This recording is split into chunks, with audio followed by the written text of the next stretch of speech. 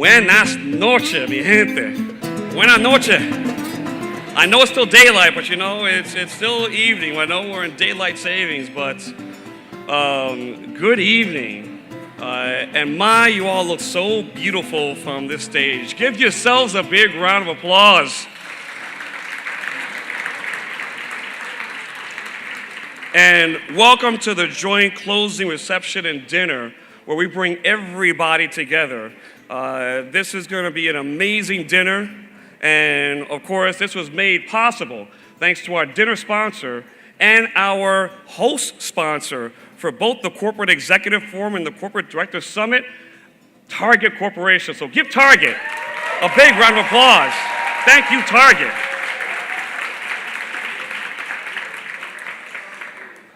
So we've had a fantastic weekend here in Atlanta, and I hope you've all enjoyed the programs we put together so far.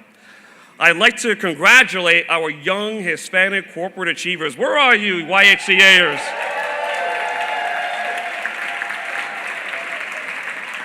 So exciting. These are the future CEOs, the future corporate directors. So excited for our YHCAers. Over the next 2 days that the Juana Bordas will be leading you down the path of self-discovery, learning, and professional development for which you will emerge and energized to leverage what you've learned to fulfill your mission in empowering and moving up within corporate America.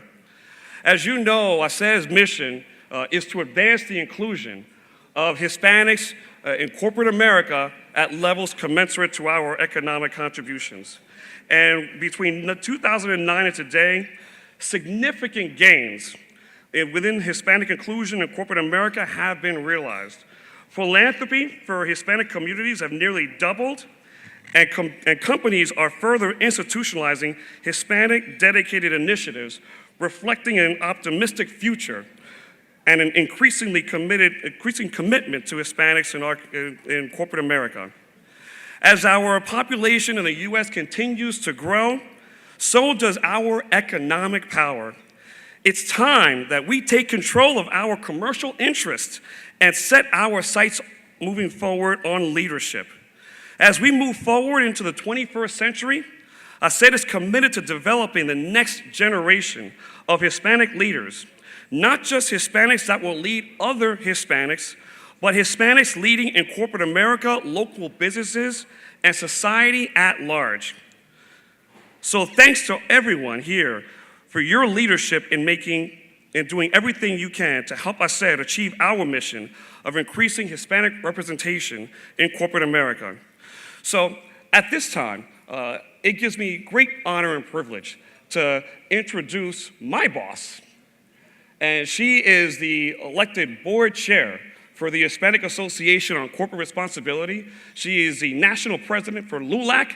Please give a big warm welcome to Margaret Moran, the board chair for HACR.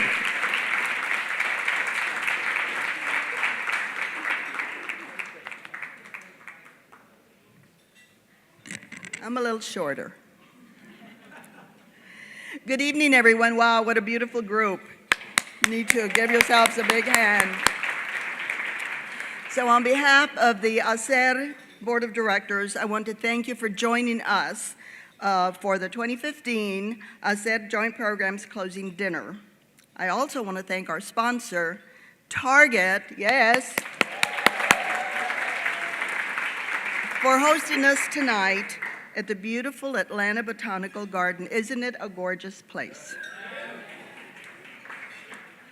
During my tenure as board chair, I have had the privilege of witnessing the progression of Hispanic inclusion in corporate America, and I look forward to the work that HACR will continue to accomplish in the years to come.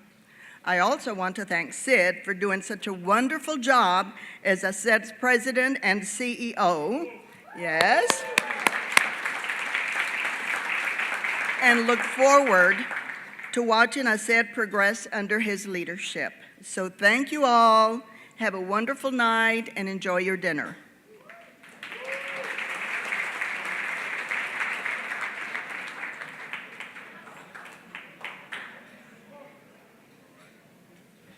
All right, another big round of applause for the board chair of HACR, Margaret Moran. And thank you so much for your thoughtful words and for your leadership and your mentorship, not just through HACR, but over many, many years. It means so much to me personally and professionally. And so as corporate America sets out to create shareholder value, HACR and the board of directors will continue to be at the forefront in supporting corporations to make a commitment, do the work, and produce favorable results for Hispanics. At this point, we'd like to recognize 2 companies that have made generous donations to ensure the continued success and growth of HACR, specifically our Corporate Executives Forum, also known as the CEF. So I'd like to bring up Ernesto Felix from Intel to join me on stage to recognize Intel for being one of our HACR legacy sponsors. Thank you for joining us.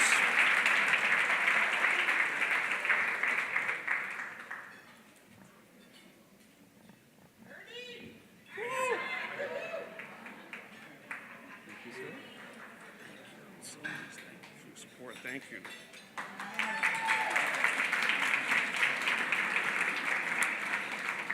And I also want to make sure we recognize Manpower, who was also one of the supporters to the Legacy Advisory Council. Unfortunately, there wasn't anyone to be able to be here to collect it, but we want to make sure we recognize it. So give Manpower a big applause. Thank you.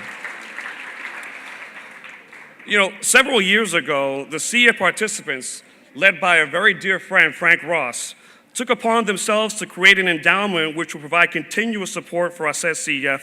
And in just a few short years, they successfully raised over $1 million through their generous support of our legacy and visionary sponsors.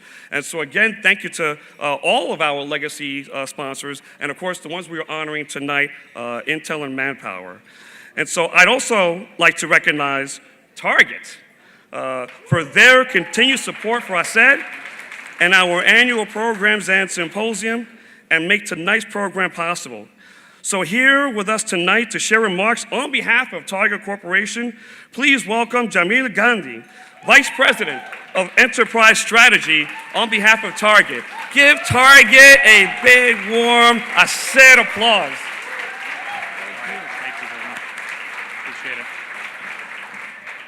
I'm a little bit taller. Thank you, Sid. It was not a criticism. Thank you, Sid, and thank you, everybody, for being here tonight. On behalf of Target, it's a great honor to be surrounded by so many amazing Latino leaders. In celebration of progress we've made together and the momentum we have generated to continue moving forward. Target is really grateful for your partnership.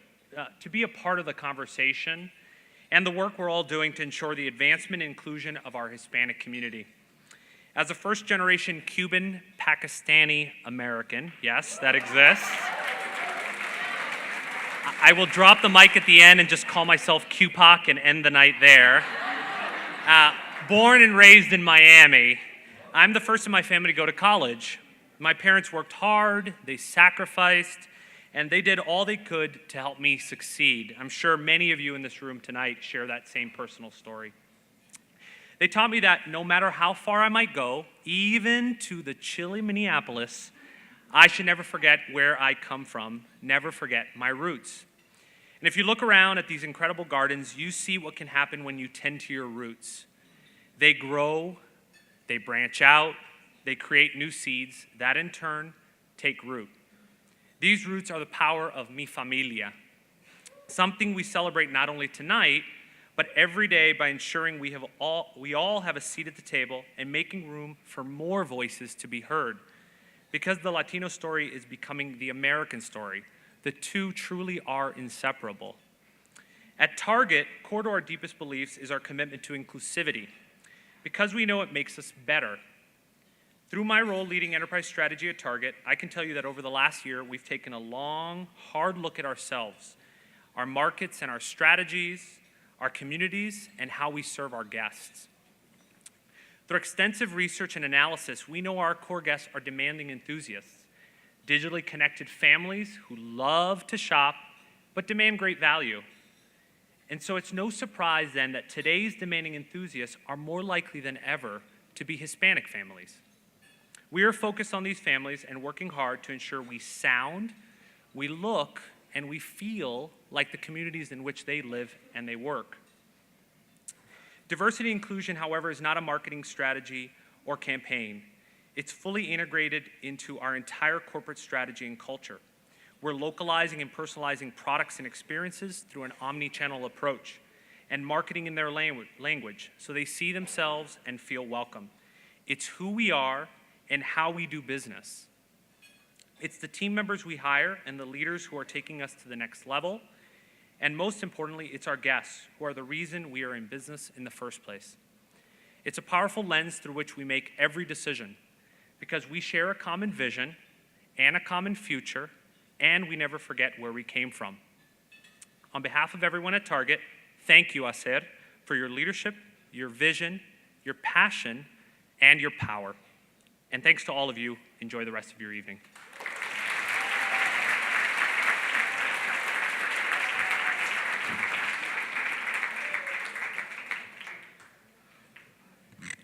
All right, thank you, Jamil. Thank you, and give Jamil and give Target another big round of applause.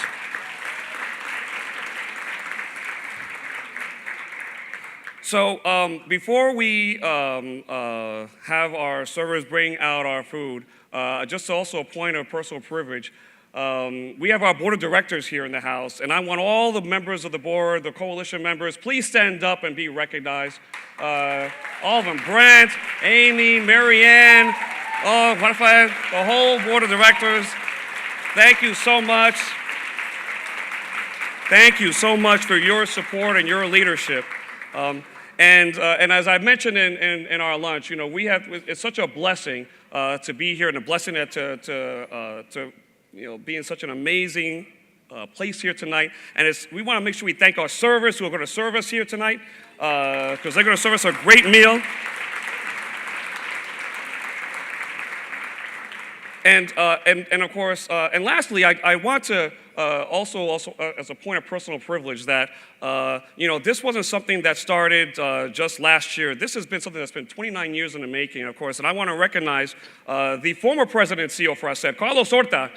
Carlos, thank you. We recognize. Thank you.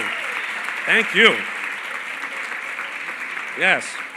So with that, enjoy your dinners, and then we will come back with an amazing program with Julio Portalatin, our featured speaker tonight. Thank you.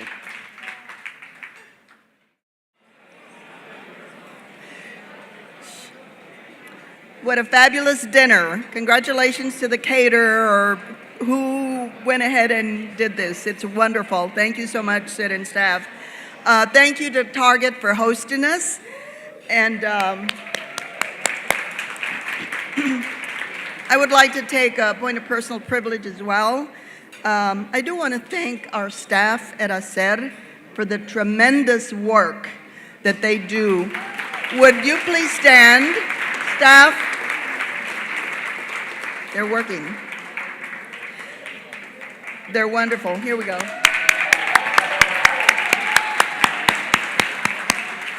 They're a joy to work with. Thank you so much. At this time, we would like to continue with the evening's program by introducing our keynote speaker, Julio Portalatin.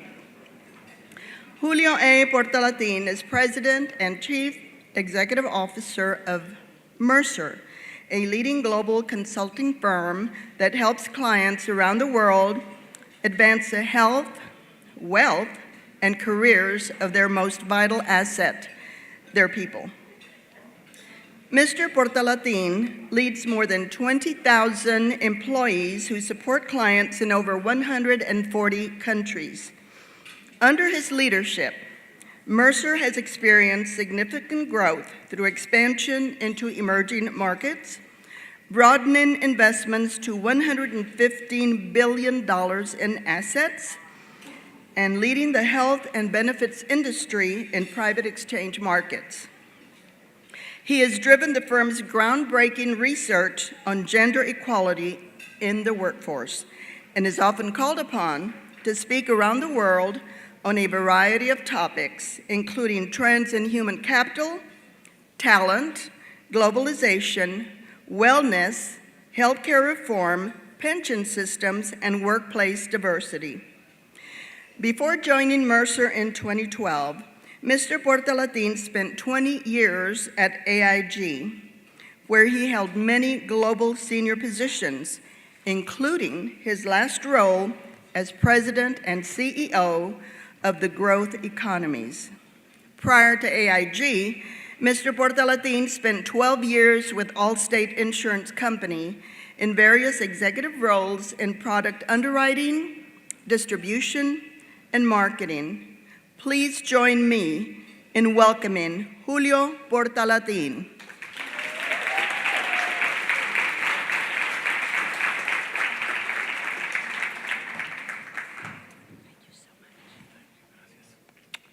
Gracias.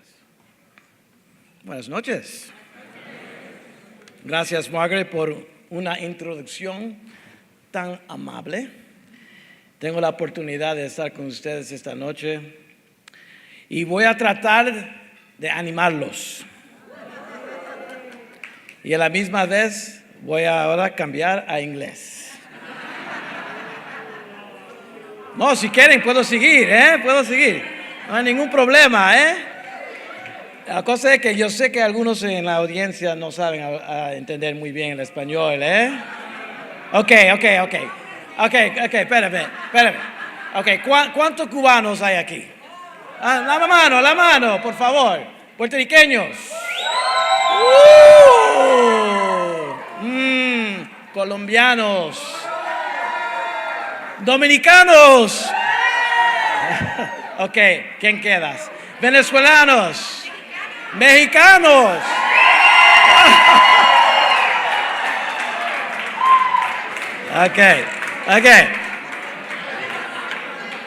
Ok. México lindo y querido.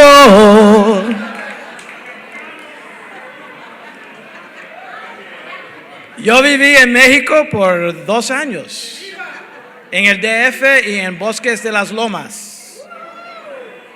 Y lo pasé muy bien, so gracias por atenderme. Sí, pero sí voy a cambiar a inglés ahora.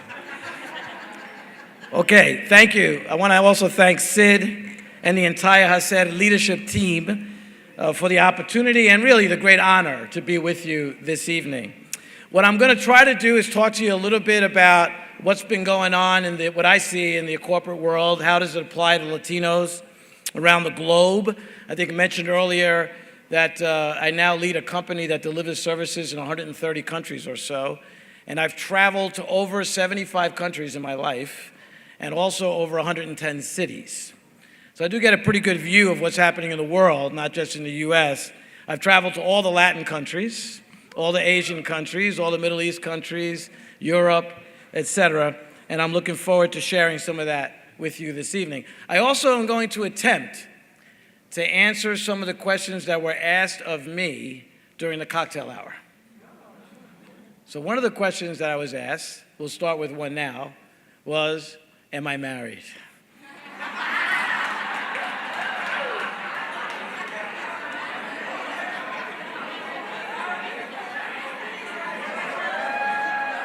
By the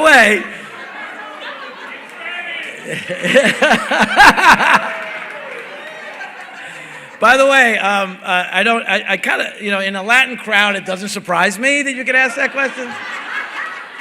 So, yes, I am, happily, I might add. In fact, I'm a grandfather. My granddaughter just became 1 year old yesterday. So I'm glad that the HACR asked me to speak today because I would not have been able to attend yesterday, for sure. I was with my granddaughter having a wonderful day. So I also want to add my voice of congratulations to all of the sponsors that were mentioned earlier today. Truly, organizations that put themselves behind organizations like HACR really make a difference, and we certainly want to recognize them. It's really fitting that we're here at the Botanical Gardens, a place that celebrates diversity in the world of nature. as we transition and we contemplate the impact of our own human diversity. It was our great national treasure, Alice Walker, a fellow Georgian, who said, "In nature, nothing is perfect and everything is perfect. Trees can be contorted, bent in weird ways, and they're still beautiful." As you've discussed in the last few days, and will continue to discuss in the upcoming symposium, we've made some good progress on getting the world to see the beauty in diversity, the beauty in translations around the globe, and the impact that that beauty could have on business. The trajectory is pretty optimistic, and it's also very inspiring. There are great milestones like the fact that we have more Latinos in Congress than ever before. I believe somewhere around 30 or so now in Congress, and that's really a terrific movement. A long way to go, but movement in the right direction. And of course, there are a very impressive number of very successful and powerful business leaders with us this evening as well in this room. But we can't begin to think that the job is anywhere near done. There is more to do, and the time has come to accelerate that progress.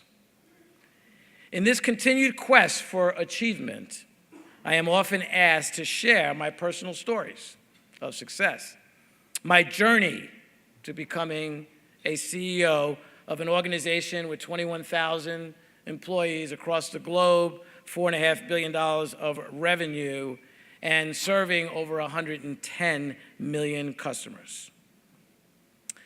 The lessons that I've learned along the way, we'll talk a little bit about those, but like many of us in the room, my story has the familiar elements of having to rise above being a bit different. But what I prefer to focus on this evening is the fact that whatever our paths are and wherever we go, those who work hard on the right things will have a better shot at success. In my experience, a lot of people confuse working hard with working hard at the right things.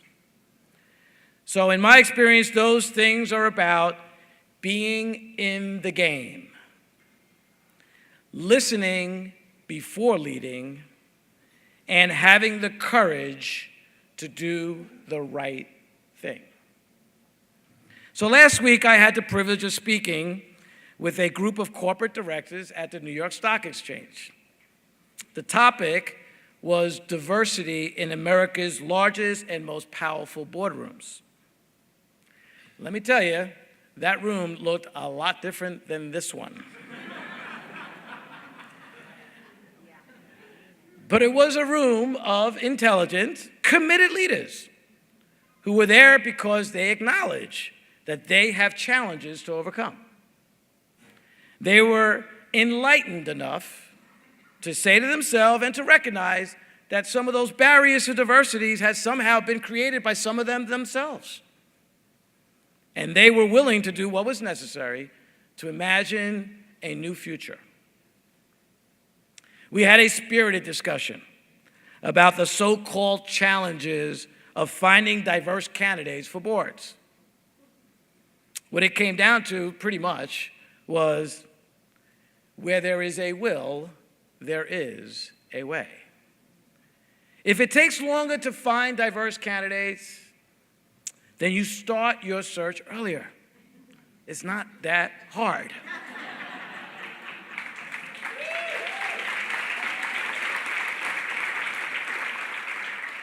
You cultivate relationships early and often.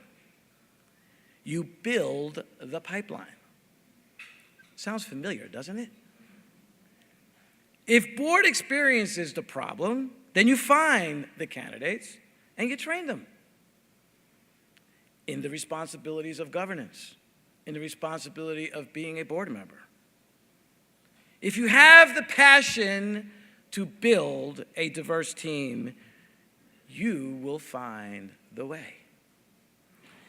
And you will be able to overcome all these barriers that everyone likes to put out there, that quite frankly, with perseverance, dedication, and focus can be overcome. You have to have the will to get in the game.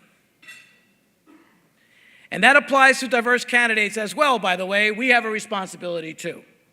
And that is, if you want to be represented on boards, if you want to be in the executive ranks of your company, or you want to serve on the 115th Congress, which hopefully will have even more Latinos, then you have to be in the game.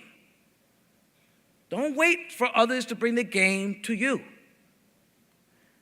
You have to learn what it takes, master the skills, and get yourself in the game. So I'm passionate about this point because I learned it early in my life, okay? I was virtually the only non-white kid who attended an all-Catholics, all-boys school in New York. In the early days, others saw me as being, of course, different. My all-year-round tan was an envy of many. My premature peach fuzz below my nose, yes, even back then I had some. My strong points of view, yes, I've had many of those as well. I, however, saw from a different prism. I saw similarities. I want to share what some of those similarities were, and also one thing that we all had in common back then, which was our love for basketball. Now, clearly, I didn't get the memo that vertically challenged individuals shouldn't dream of excelling in basketball.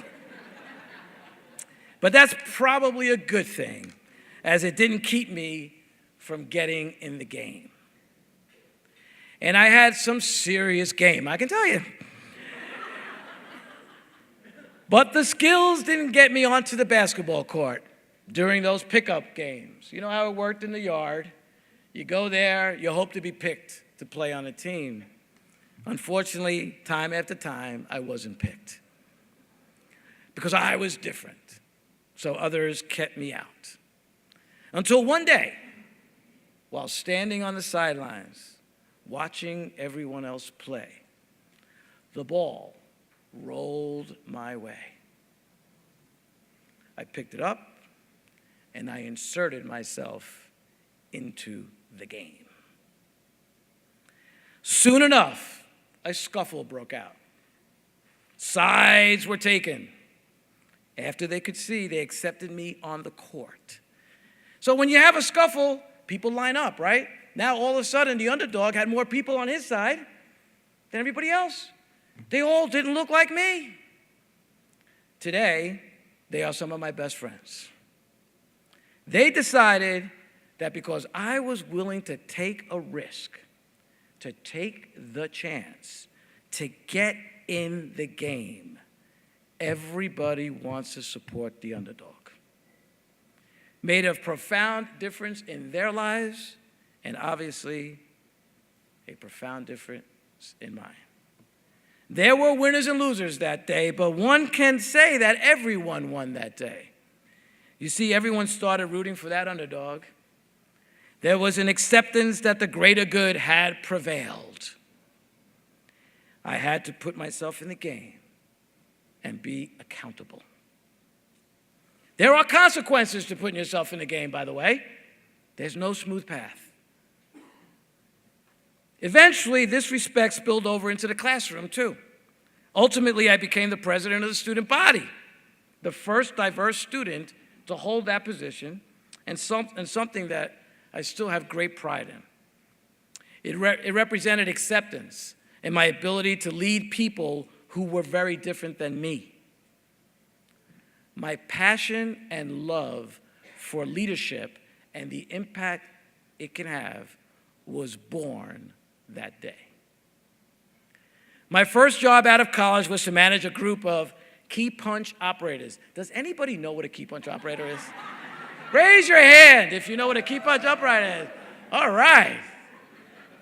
So before we had desktop computers, laptops, iPads, smartphones, all that stuff, there was a thing called key punch cards that you would actually key punch different significance of different letters that signify different letters and different numbers and different ways of being able to express something mechanically. And you key punch, almost like a typewriter. Anybody remember what a typewriter is? Okay. Anyway, I had the opportunity back in 1981, when I started my career with Allstate Insurance Company. I think it was mentioned in my bio. I've only worked for 3 companies my entire life, by the way, Allstate, AIG, and now Mercer. And as a newcomer and a man in a room full of women accustomed to frequently changing supervisors, I faced the challenge of leading them, my first supervisory job. The only way to do that was to earn their respect. And this was where I learned and never forgot the value of listening before leading. Managing by wandering around, by being involved, by taking an interest before leading. So I took the time to sit next to each one of those operators and talk to them about their work.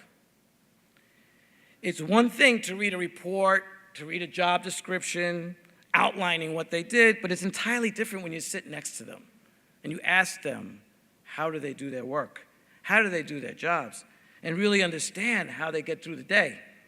I also spent time getting to know them, because inevitably, you get to know a little bit about them. They volunteer their personal lives to you, what's happening at home, husbands, kids. I learned what motivated them. Isn't that amazing that a leader cares about what motivates people, which just happens to be our #1 job?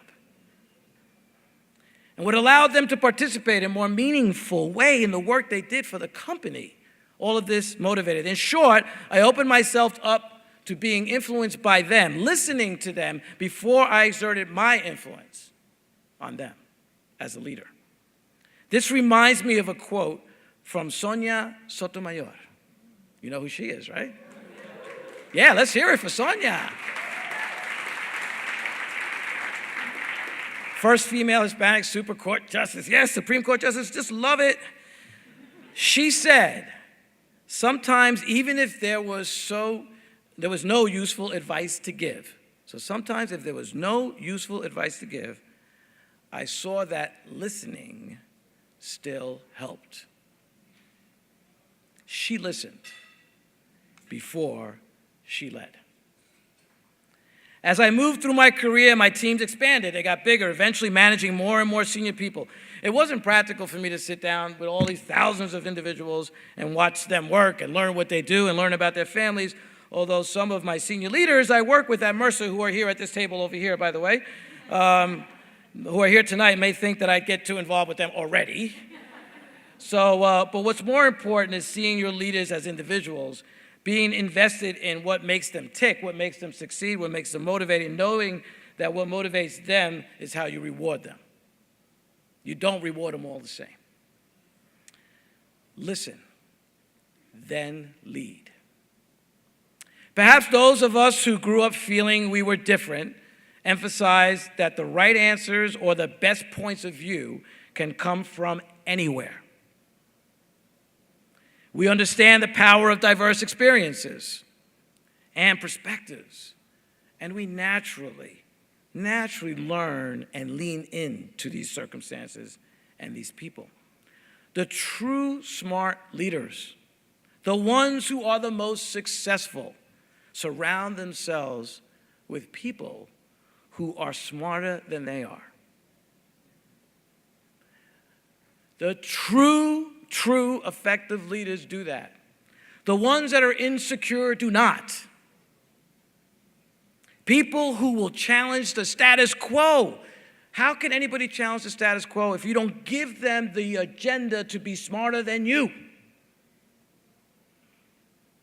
They have to have permission to be smarter than you. Surround yourself with people that are smarter. Surround yourself with people that are going to make you better, make you a better person, and they're going to make you a better leader, a better mother, a better father, a better student, whatever it may be. It works both in personal life and in business life. You must surround yourself with the right people. I'll never forget in the early days when my dad used to say, make sure you choose your friends wisely, because they will have a tremendous impact on how you develop, as much as almost your parents do, if you choose them wisely. Another great Georgian, this is a name you'll know, by the way, has incredible influence on Latinos, even though he himself is not Latino, Dr. Martin Luther King. He once said, the ultimate measure of a man or a woman is not where he stands in moments of comfort and convenience, but rather where he or she stands at times of challenge and controversy. That is when a true leader is born. That is when a true leader is made. That is when a true leader has followers that want to follow. I think about my late dad when I think about taking a stand. See, he came to the U.S. back in the late 1950s from the Dominican Republic because he couldn't abide by the tyranny and oppression that was going on at that time under a dictator called Trujillo. He told us, me and my brothers, he made us believe that we could do anything, but we had a responsibility. And that responsibility was to do something meaningful and in a way that respected others, the people around you. This also reminds me of what the late Steve Jobs used to say. He said, whatever you do, leave your ding in the universe. Make a difference. I strive to do these two things, meaning doing something meaningful and have respect for those around me. Each and every day, sometimes I'm successful, sometimes I'm not. Perhaps the most important thing my dad left me was the responsibility for knowing who I am at my core and staying true to myself. To be courageous in the face of people or challenges that would have me question who I am. Simply put, have the courage to do the right thing. My beliefs about being in the game, listening before leading, and having the courage to do the right thing have not only served me well, they have landed me the dream job, being the CEO of a great company like Mercer, a leadership role I have great passion for. I can go into great detail about what we do, but let me just say a couple of things. At Mercer, we make a difference in the lives of more than 110 million people, as I mentioned earlier, around the globe, every day, by looking after their health, their wealth, and their careers. We're in the business of creating more secure and rewarding futures, whether that's assuring an affordable health plan and affordable health care. In the United States alone, by the way, about half the population gets serviced through company health plans. The other half is either uninsured or through a corporate or through a government health plan. Making sure someone has sufficient income for retirement or matching workers to the right fit jobs so they can advance their careers. At Mercer, we say, making tomorrow today. I feel certain that my dad would find that very meaningful. And just like my mentors and people I admire help me believe I can do anything, I like to empower the 21,000 colleagues that we have around the globe at Mercer to challenge the norms, to know that they can truly make a difference in the world that needs and really needs their expertise. I often speak with our employees about the extraordinary pace at which change is taking place. Every year I go to Davos, the World Economic Forum. I was there this year again. And usually what we do is the first couple of days we talk among CEOs and we talk about what happened over the last year and what we impactful and the things that we committed to the year before. Did we live up to our commitments? We soon stopped and said, wow, the world really changed the last 12 months. It's amazing how fast it changed. So we went back and said, so what is happening today that we didn't even think, contemplate? And I remember, for those of you who have never been to the World Economic Forum before, who's ever been to the World Economic Forum before, you should try to go. Maybe we'll sponsor some of you to go. The reason why I say that is because it's an incredible experience. It's the only event in the world, by the way, the only event in the world where the leading politicians are there. Well, I'm not sure if they're leading or not, but they're politicians. The politicians are there, okay? The actors, the actresses from the entertainment world are there, okay? They're all together. And of course, all of the leading businesses and business executives are also there. It's the only event where that happens once a year, by the way, where everybody comes together. It's a very powerful event. So think about that. How can anybody not figure out what's going to happen in the next year? Well, figure this out. Nobody, and I mean nobody in that whole place, mentioned the word ISIS. It wasn't mentioned once in January of 2014 as we were reflecting in January 2015. And I'm sure everybody in this room knows who ISIS is now. It's how quickly things change. By the way, nobody thought about the Ebola outbreak. Not one person mentioned it. Nobody thought about oil falling below $50 a barrel. Nobody. Not one person, not one economist, not one anybody, with all these smart people in the room. Including myself, by the way. And no one expected interest rates to continue to go down, by the way. Everybody thought they were going up. And the impact that has. And simultaneously, we have seismic shifts in demographics. And we have technology changing and moving faster than ever. Just consider a few of these facts. People are living longer, in case you haven't figured out. And if you're a woman, you're going to live longer than the guy. Somewhere around 4 to 5 years on average. That brings other issues, by the way. More of us will be independent workers than ever before. By 2020, the average age will be over 55. And of the workforce, about 40% of the workforce will be freelance workforces. That's only 5 years from now, by the way. Remember how quickly I said things changed in that 1 year period of time? So don't doubt what I'm saying could happen in 5. All right? People currently between the ages of 18 and 48 years of age will hold more than 11 jobs in that same period of time, between 18 and 48. Now, I told you earlier, I've been with 3 companies, right? So that seems to be the way of the dinosaur. Half of those jobs are before they are age 25. The interconnected global economy is having impact as well. International assignments for employees have increased by 50% over the last few years, and employees on rotational assignments have increased by more than 30%. Another trend is individuals in control. When the ACA was put in, the Affordable Care Act was put in place in the United States, or Obamacare, as other people like to call it. He likes it, by the way, when you call it Obamacare. He didn't like it when it first came out, by the way, but he likes it now. He knows it's part of his legacy to have his name attached to such important legislation. And the reality is that when it came out, it was the first time in the history of the United States where an individual can go and buy health insurance through the government. Individual. It created an individual market for the first time. You can go onto a private exchange and you can buy individual insurance from various insurance carriers. So the individual has been more empowered than ever, and that's not going to change, by the way.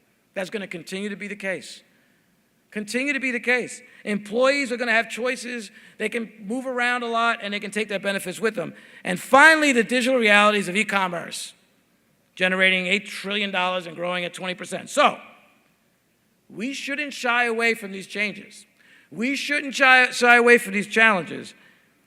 We should look at them as opportunities in the face of change.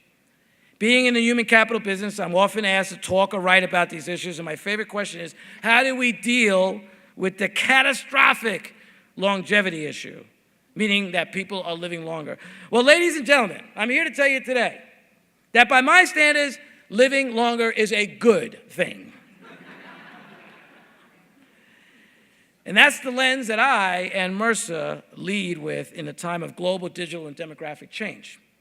In the face of rising costs of healthcare, we dare to think about how to give people more options, more coverage, instead of just containing costs. We've done that by leading in private health exchanges, which was mentioned earlier. Our brand in that space is Mercer Marketplace. Hopefully one day you'll hear about that. We've got over 1 million people now taking their health insurance through that. What companies facing enormous balance sheet risk for pension liabilities, we find innovative solutions that can only reduce the risk to companies and their employees by giving them assurance and programs. For industries challenged to find skilled workers, we are creating job matching algorithms and gamification. How many people in this room play video games? How many people have kids who play video games? Okay. Well, that's the future, folks, like it or not. So we're coming up with gamification techniques so people can be recruited and assessed through gamification. We've also been in conversation with the White House and with Congress in the hopes of them also finding broader employee solutions. In the diversity area, we've revealed groundbreaking research and best practices that highlight the things that companies think they are doing to foster gender diversity, and that actually sometimes could be negatively impactful. Our When Women Thrive, Businesses Thrive study is truly groundbreaking. We do this because we keep people at the center of everything we do. We are a B2B company, but we know that at the end of that B2B, there's always an individual and there's always a C, which is a customer and a client. And we take that very, very seriously. I'm not ashamed to tell you that I love this company. And I love the fact that I get a chance to be its CEO. I am humbled to share that last month, for the first time, Mercer was named as one of the top employers on the Forbes American Best Employers list.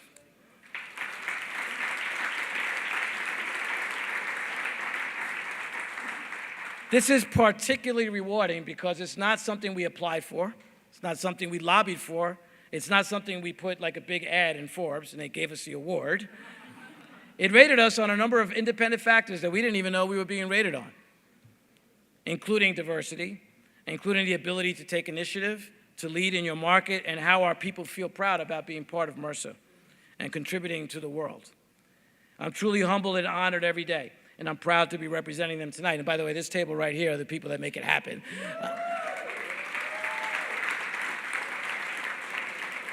They just make me look good, that's all, you know. So, and if you like the speech, Julie wrote it. She's right there, okay? So if you don't like it, I wrote it. I have always tried to focus on being an effective leader, not necessarily a great Latino leader, although I'm very conscious and very honored with the impact that being Latino has had in my life. But life experiences do not discriminate. They happen to people from all backgrounds and cultures. It's about what you do with them, what you allow yourself to learn, and what you allow yourself to do. That's what makes a difference. How you let them shape your personal philosophies and what impact you want to have on the world. Yes, on the world. It's what ding you want to leave in the universe.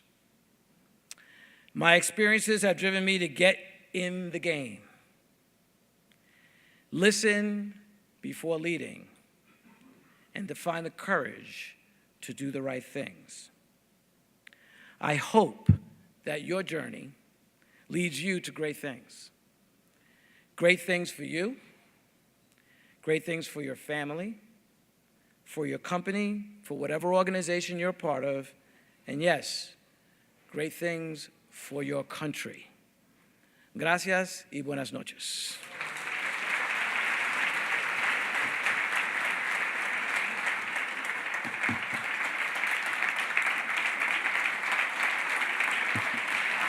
Thank you. Gracias. At this point, many of you have been using our HACR app. And we were talking about that. Those that use the app, well, we were going to give an award to the person that was the most active on the HACR app. And I'm happy to say that we are ready to give the award. Emma, you ready? All right. Alberto Ortega, where are you?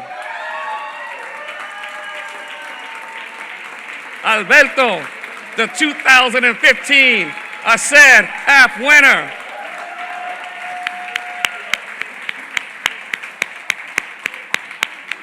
Look at that, you see? He's still not done. He's like, right here.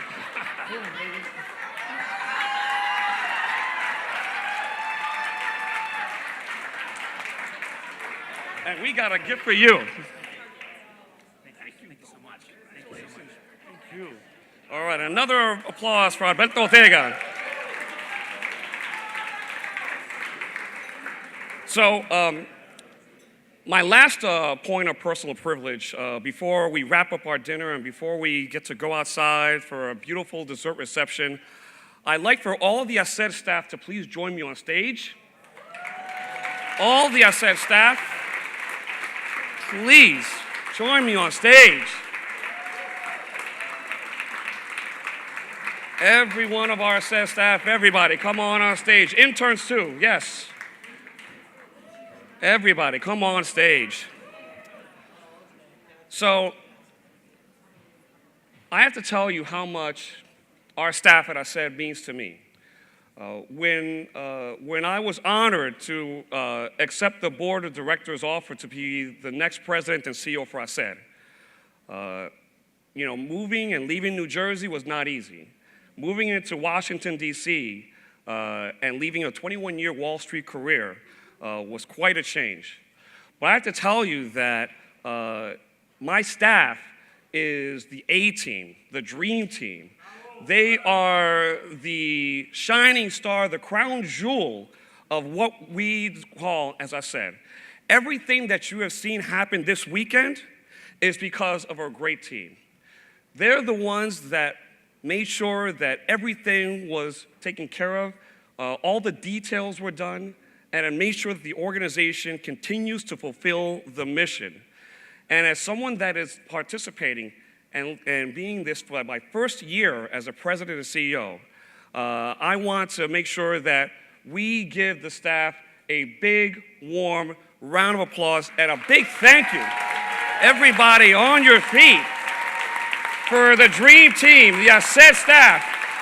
Thank you so much for these 9 months of support and helping me to be the best CEO that I can be. Thank you. Thank you. Thank you, all of you. So now with that, we're gonna go outside. We're gonna have an enjoyable dessert reception. Thank you to Target Corporation for sponsoring this great dinner and for being the host for the HACR CDS. Just know that after that, the buses will start to head back, and then we're gonna have a dessert reception sponsored by Anheuser-Busch back at the hotel after the reception. This is the after party, and then we have an after party. Así que pa'lante, mi gente. Enjoy the rest of the night. Muchas gracias.